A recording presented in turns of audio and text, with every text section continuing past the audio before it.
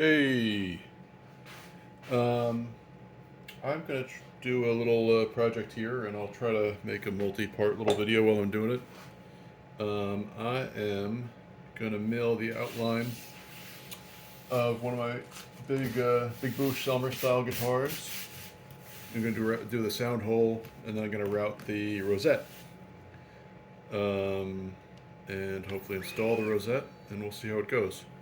So this is all kind of new. I redid all my CNC programming.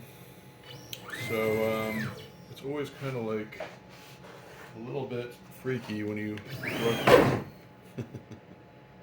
shit when you run the program for the first time. Um, the CNC, you can really make a mess pretty quickly, just like that. Like I was kind of not paying attention to what I was doing, and it moves real fast if you aren't paying attention. So what I'm going to do first here is I'm going to zero. This is like the piece of Chinese strings bag, and I'm going to bring my cutter down here. So I'm using a down cut bit for this because so you have upcut bits and down cut bits. I don't know if I have a down cut bit that's not attached, but you can see here. Let's see, does that work? So the upcut bit, when you turn it clockwise, the blades basically point the way you'd think, and they're like kind of like a drill, so the chips go that way. And that does a couple things. I mean, for a lot of stuff it doesn't matter, but for one thing it does is it puts torque on the workpiece. So it actually, because it's going this way, it pulls the workpiece upwards.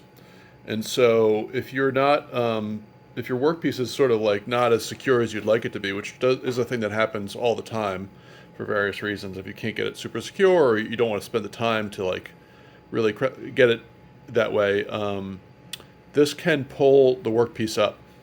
And the other thing that it does is it breaks the shavings upwards, so you can get tear out or just frizzy edges on stuff that you might not want it on. So in both this situation, this is it's secured, but I don't really need to pull it up further. It's good, but I don't want to put any more upward pressure on it, like I'm trying to pull it off the work table. But more importantly, when I do the sound hole, I don't want to break out fibers going upwards. That would be pretty bad. So what the downcut bit does, it's the opposite. So the tips basically are going the other way. So it pushes the chip down into the wood. The nice thing about the upcut bit is that it's sort of self-cooling because it breaks those chips and gets them out of the way.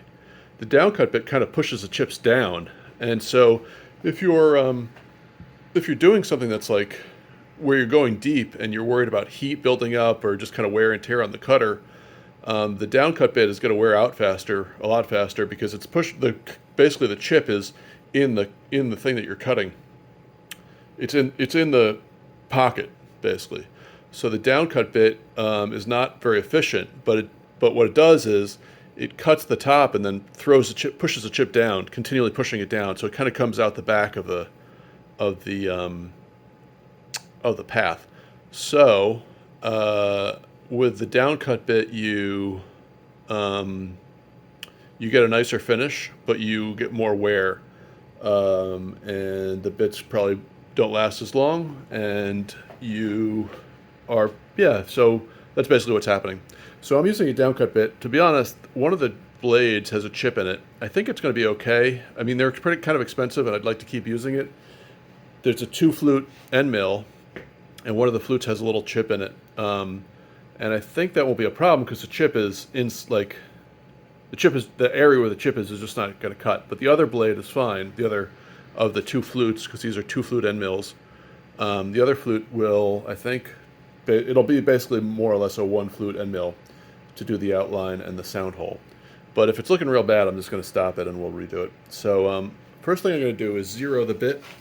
So I already, just crashed my machine. So let me get my zero back here. I'm going to bring my cutter up. This is my game control. You can also control submarines with this, but then unfortunately the submarines, everybody dies on board. That's a joke maybe somebody will get, but I'm gonna see where my 0 is right now. I should be good, but let's see here. I'm gonna go to my XY coordinates with the machine. So I'm a little bit above where I was because I just crashed the machine. So let me get my Y coordinate back. So I already set this basically. All right, let me show you this quick. So I use these. This is a V. See this V bit here? I use these a lot because I want a line. I just want a basic line that is going that way. That I want to engrave into my spoil board. And the reason I want to do that is I want this. I would like that to be down further, but it's going to be okay. I want this line and the machine and this piece of wood to be centered on the same line. So I'm zeroing my CNC to this line. This is my X coordinate this way. So I'm saying the X0 is here, and my Y0 going that way is right there on the edge of the of the top.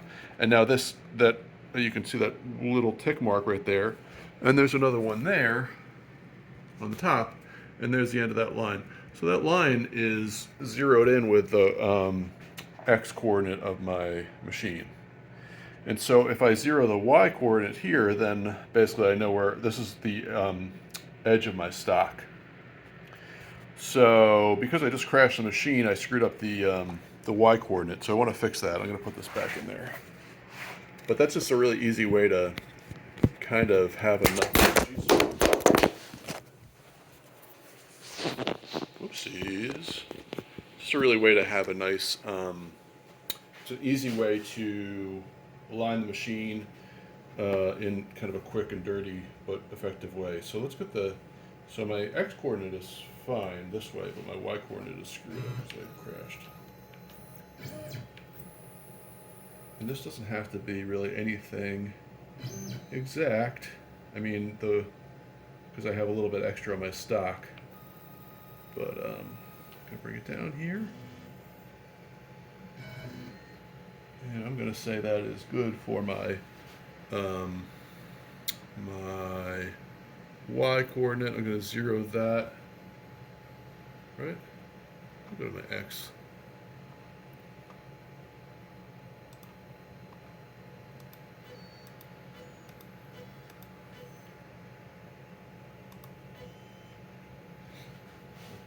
X is good.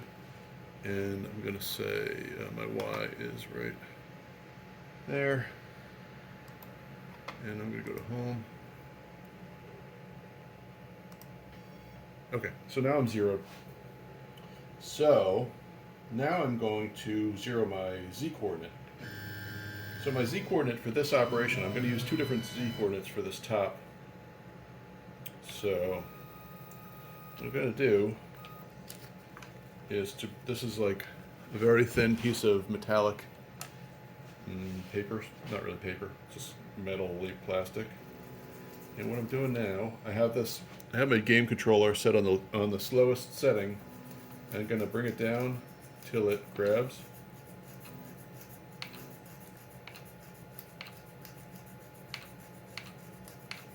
Pretty boring. Let's do it with this instead. I'm going to use my computer controller here.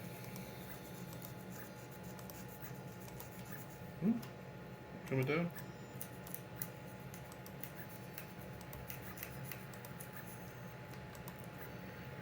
Okay, so now it's grabbing. You can see it's stuck. I'm going to bring it up one click. And now it's moving. I'm going to bring it down one click.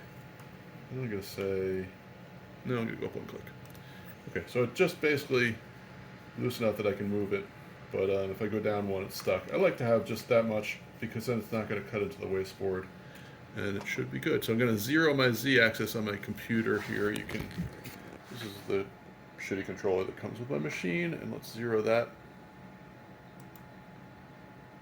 So now, go back here.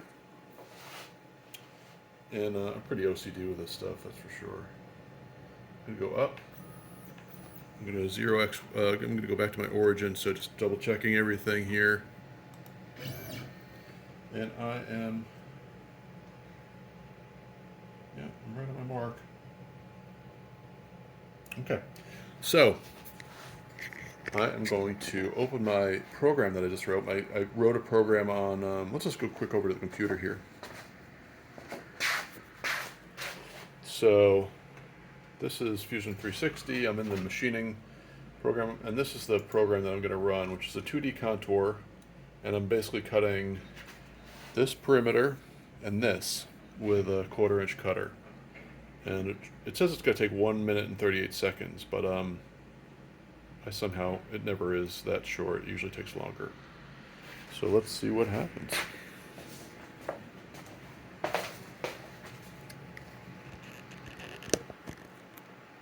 So now my USB drive is in there right now. So I'm going to go here, and I am going to go to my CNC drive. Oops.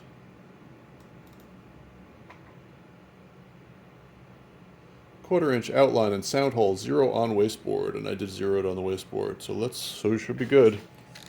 It's kind of scary because it's a nice piece of Sitka spruce that I certainly don't want to ruin, but you gotta do what you gotta do.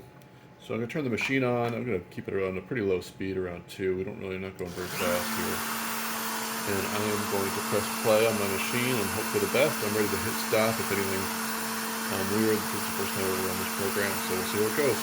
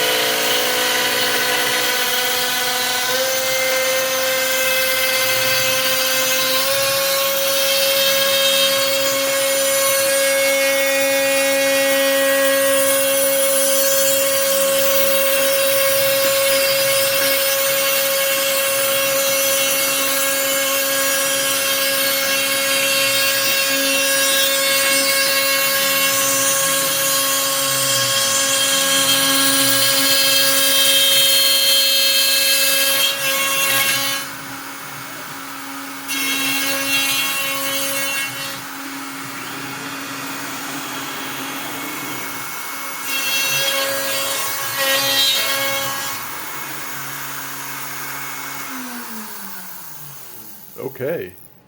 Did you watch that? So, overall, that went pretty well, but I can't figure out why it didn't cut through my rosette.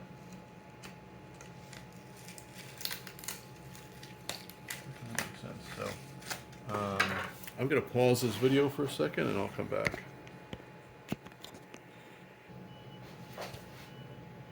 Okay, so I think moving right along. So I figured out what I did. I basically had selected the top of this outline instead of the bottom. Fusion's really weird about certain things like that. It's like clearly what I wanted to do, it never wants to do, but it's gotten better over the years. I've gotten better and it's gotten better. So now I'm going to do the rosette, and here is another, this is another downcut bit, and probably really hard to see, but basically, yeah, when you twist it clockwise, it's going to, no wait, this is an upcut bit. Forget I said that.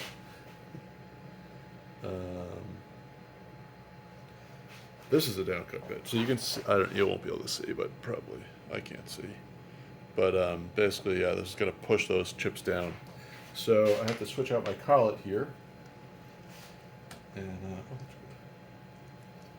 that's good. Good. All right, so I'm going to take out my whole thing here.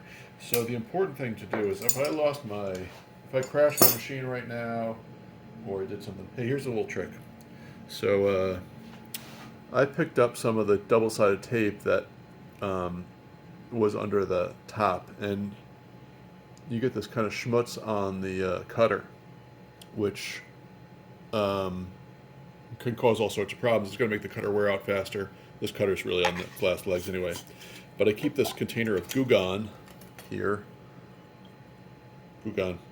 and I drop the cutter in there and I leave it in there for a while, and then usually pretty much whatever I need to wipe off, even if it's super glue or whatever, it'll come off in a day or two. So that's a helpful thing. Okay, so let's go to my 3.175 bit, and this is the collet for the router. So I have this is the 1/4 inch collet. This is the 3.175 collet. And you kind of, I mean, you really need both of them. So my X and Y are still going to be on the same, they're going to be on the same, my X and Y is going to be 0 to the same place where my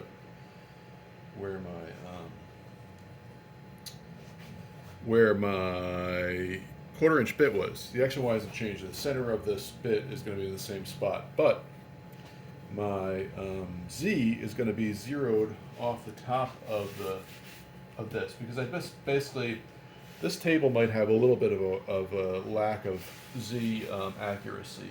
It might be this wasteboard might not be perfectly flat or perfectly true with the machine. And what I don't want to do is have my Rosette section to be very inaccurate. So I don't want, basically the real thing I don't want to do is make the Rosette too deep so that I drill through the surface of here. So what I'm going to do, this just takes a little bit of precision here, just so I don't want to drive my cutter into the top, is I'm going to go to the right to where the Rosette is. And I'm going to, actually let me do it where the Rosette was, so that I'm going to bring this cutter down. And then I'm going to go, I really don't want to make a mark here. I'm going to go on my second lowest setting and bring it over to where the Rosette roughly would be. And then I'm going to go down a little bit until I'm really close. Okay, now I'm going to go to the lowest setting. And I'm going to bring it down on the computer because it's a little bit more careful. Actually, and the other thing I want to do, let me just tighten this quick. This is one I really don't want to screw up. This is a really nice piece. It wasn't even that tight, so where are we at? We're pretty close right there, but let me just go down a little bit. I'm just clicking this with my mouse. That is, I'm going to say that's good enough. Maybe, yeah, that's perfect right there. Okay, so I'm going to zero my Z, and it's zeroed basically at the height of this, and that's what I have written in my program. So the Z, I'm going to zero. I'm going to bring my cutter, I'm going to bring everything up right now, Z up. I'm doing this on the computer, can't really see it. Okay, I'm going to load my program, which is my Rosette program. So my current Rosette, what I'm thinking it's going to be is 4 millimeters. That's my stack of purfling material, I guess you'd call it. And so I got the right bit. So to be honest, to say that it's going to be a perfect 4 millimeter channel, there's always a little bit of wiggle room. I mean, I can't say that it always, everything, even though it's CNC, that it's always perfect. So we'll see how it goes. But am I still recording? Looks like it. Okay. So I got my program loaded. I'm going to double check it says what it says. 2D pocket Rosette. Here we go. Let's see how it goes. It's going to take 1 minute 57 seconds. And that is not doing what I thought it would do. So let's go to check. We can see that it's way above the work. Hold on a second. I'm going to pause it. Okay, so I figured out what was happening. So Fusion's pretty weird. I don't understand some of it, but a lot of it's based on metalworking. So if you want to, I guess if you're trying to cut some metal and you want to get into it, you don't want to just bore straight down. You'll break your cutter. So you'll do a ramp, which is like basically cutting like a helix going down. And so it's always thinking it's cutting metal even though it's not. So in this case, the program was right. It was going to come slowly and start to cut a channel. It's going to take longer than I wanted it to, even though it's not really taking that long. But let's see. So I wrote one with a very short helix ramp. I knocked off 40 seconds. So I'm going to bring cutter back up again. I just like to start it a little higher. Am I recording? Looks like it. All right, so let's see how we do.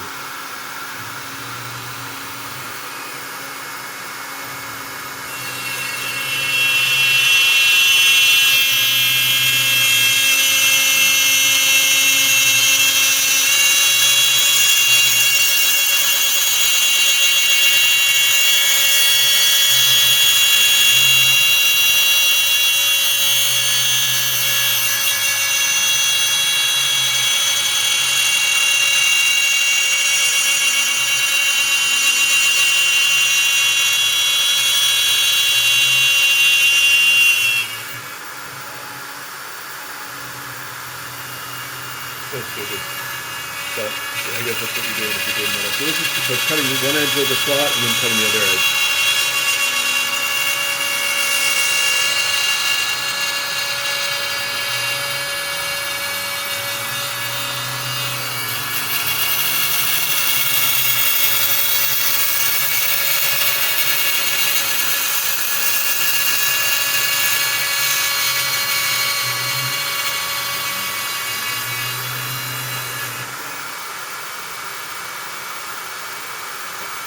Okay. So well, I may be done. Probably not done. Let's see where we're at. I'm going to bring this up. I'm going to bring it back. How deep is my channel now? I wanted to make it 1.5 millimeters. It does not look like 1.5 millimeters. 1.7 millimeters, okay. So, 1.67, 1.58. And you can see that there's definitely 1.5. There's some variability in the table, which is why I zero it on top. And getting those zeros right is pretty, so the goal was for this to be 4 millimeters. I don't want to damage my edges. Not even close.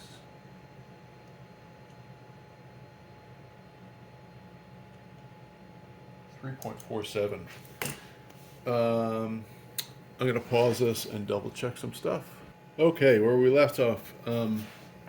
So the channel was actually pretty close. I was able to get, so this is my Rosette. I was always, like when the first time I realized when a Selma Rosette was actually a bunch of strips of wood, I was kind of amazed. But it's true, and it's not impossible, but it's kind of a pain. So that I was able to sort of squeeze the strips into the Rosette initially, so it's pretty close to what I wanted. But this is a pretty anxiety-provoking little thing. You really have only one chance to do it because you start putting glue in the channel and all the strips are going haywire, and you just want to kind of get it done quickly. So I don't want like an extremely tight fit. I want it to be not loose at all, but I don't want it to look loose, but I want the strips to go in really easily. So the way it was the first time I ran the operation, it was pretty tight. I could get it in, but I didn't want to fuck around with it being like that tight.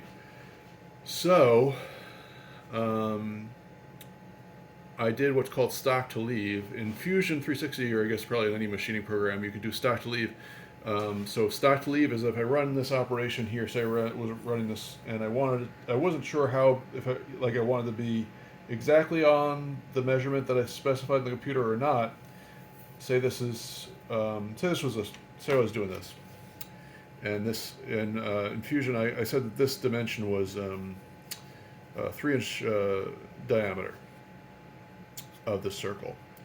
So, but I wasn't sure if my machine was totally accurate, so I didn't and I didn't want to go over 3 inches. I could do stock to leave, and then I could, if I said stock to leave like 0.001 inch, like 1,000th of an inch, it would make a circle that was just 1,000th of an inch smaller, or I could do 100th of an inch or 10th of an inch, whatever. And then I could keep running the program until I got it to the measurement I wanted exactly. So I could start with a stock to leave of 0.01 inches, like 100th of an inch, and then or 10,000ths of an inch, and then then it would make it that much smaller, and then if it wasn't big enough, then I could do 5 thousandths of an inch, 4 thousandths of an inch, until I inched up on my desired dimension. The other thing you can do is a positive stock to leave, which actually makes the hole bigger. So I started out with a measurement of 4 millimeters. It was pretty tight, but it was close. So then I added on a positive stock to leave of 2 thousandths, 0.002 inches, and it got a little bit better. This is point, and then I did it again. It's pretty boring because you have to go back to the computer, rewrite the program.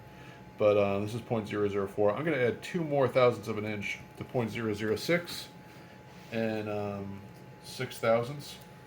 You can see it's pretty good, but it's a little bit tight, and I just want to do it once and just want it to be real easy. This is pretty crappy Chinese purfling strips I got. They work, but they're just kind of hard to work with and a little bit miserable. All right, let me run that program. Okay, here's the deal. Channel is good. Everything looks great, but this purfling material I have is just horrible. It keeps breaking, and it's just unbelievably shitty. I'm going to replace this one.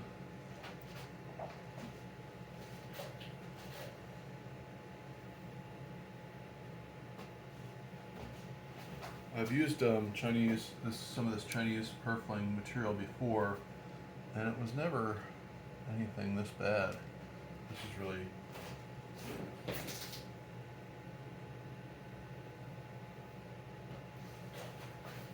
really awful. So, but I don't have any alternative right now. I'd have to design a different rosette. So, let me get one more of those too.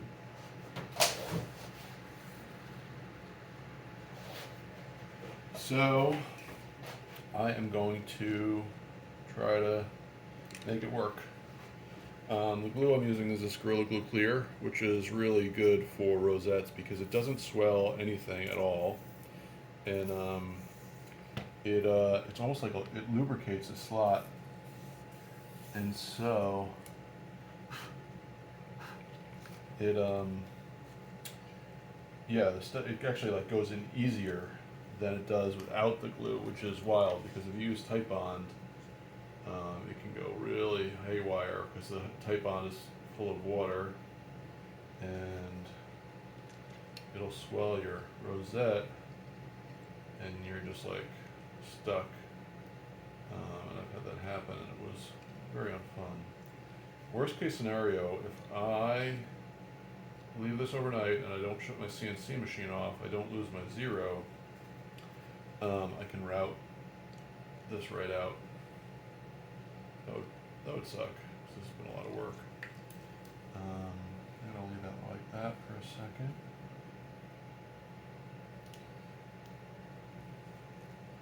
Just hold it there. Put my gloves on. I'm going to do this. All right.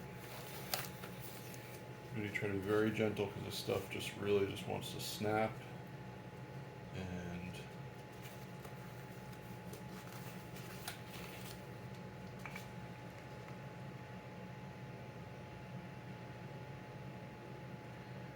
thank you to Jeff Jewett for the Gorilla Glue Clear idea.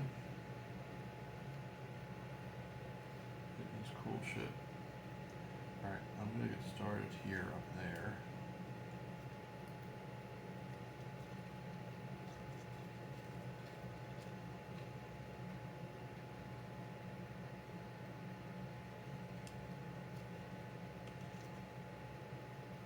So much stuff in China is really good quality. It's pretty amazing. But not this. Oh, so.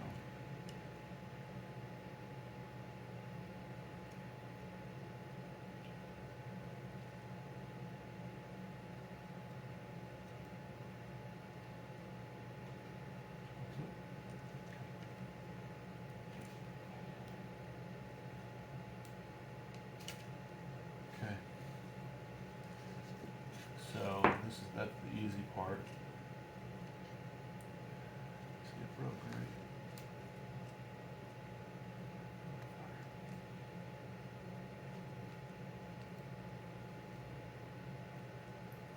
Okay, so one piece broke. Let's see here.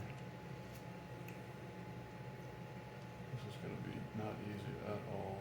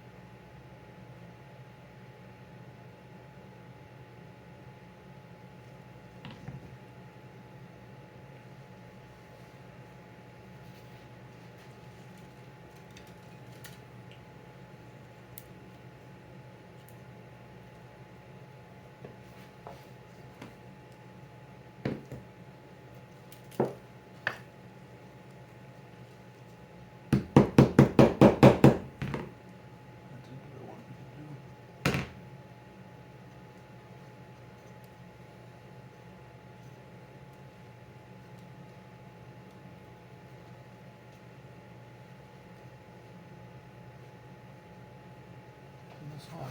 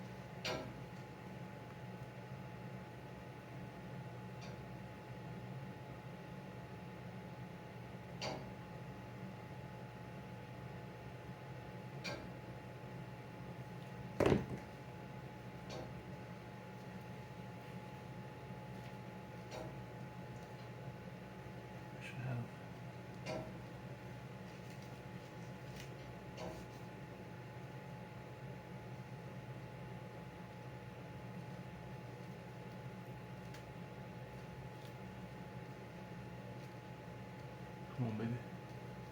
There you go.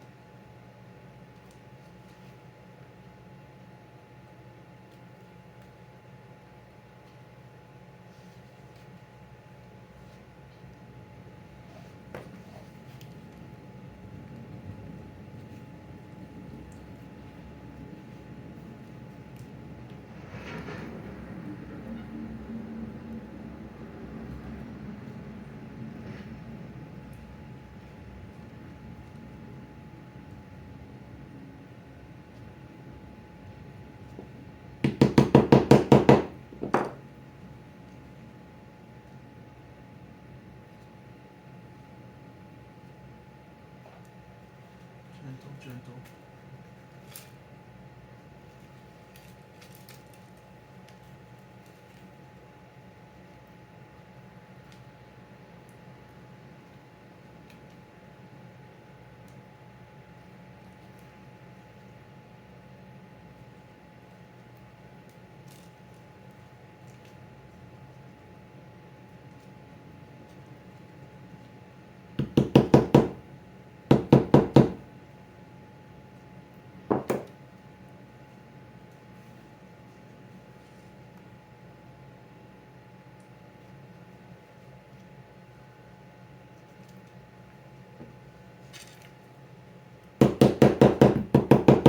So hard to do this good, I find.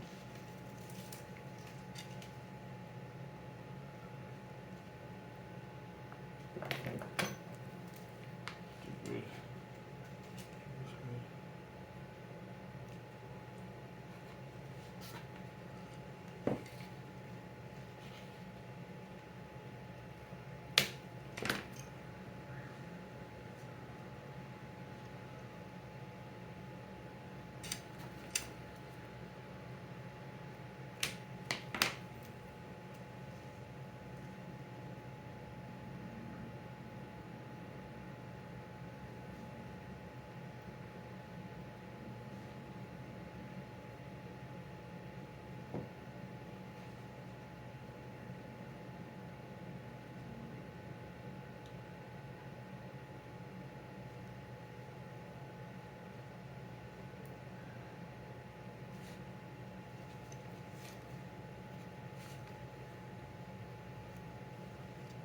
Okay.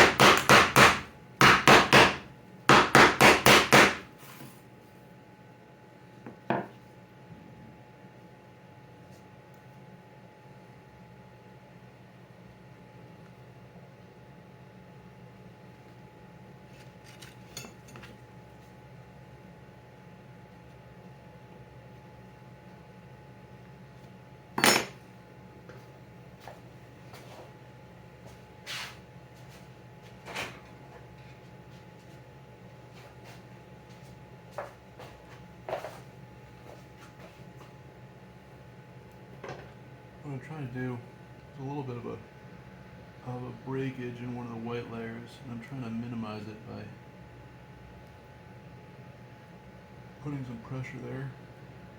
I don't really care about the gap on the outside as much as I don't want that white to look discontinuous.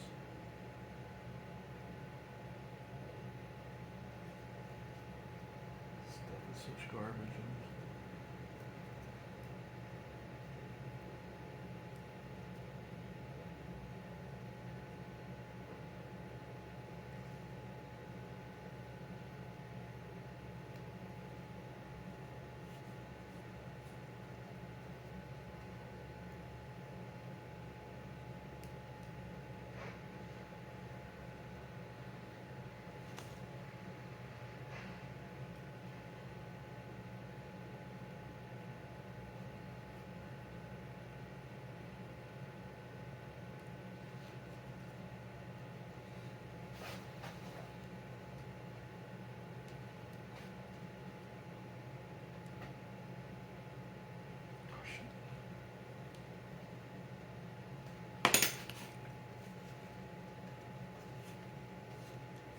Okay. I think that's gonna be what it is, and I'm okay with that.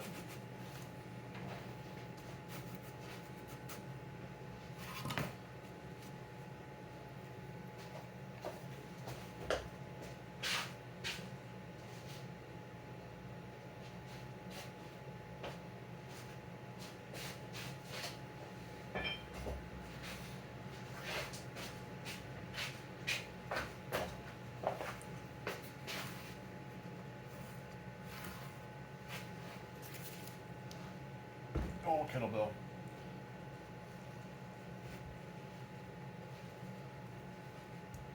All right, sand it down tomorrow and see what it looks like, and that's it.